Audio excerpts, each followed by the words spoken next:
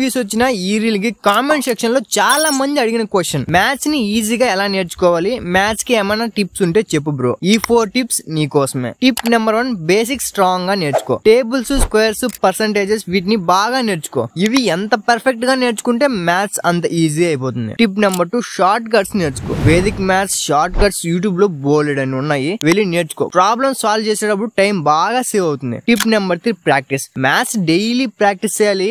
ఏదైనా డౌట్ వస్తే అప్పుడే డౌట్ క్లియర్ చేసుకో, లేకపోతే కన్ఫ్యూజ్ అయిపోతావు. Practice makes man perfect. Tip number 4, real life లో అప్లై చేయి. Percentages, profit loss, time, speed, distance daily life లో మ్యాథ్స్ ఎలా యూజ్ అవుతుంది అనేది అనలైజ్ చేయి. ఫర్ ఎగ్జాంపుల్, షాపింగ్ చేసేటప్పుడు పర్సంటేజ్ లో డిస్కౌంట్ ఉంటుంది. ఒకవేళ 20% డిస్కౌంట్ ఉంటే నీకు ఎంత మనీ సేవ్ అవుతుంది అనేది క్యాల్కులేట్ చేయి. టిప్ నెంబర్ 5, కాన్సెప్ట్ మీద ఫోకస్ చేయి. ఫార్ములాస్ ని బట్టి పట్టడం కన్నా ఫార్ములాస్ ఎందుకు వచ్చింది, ఎలా యూజ్ చేయాలి అని అర్థం చేసుకో.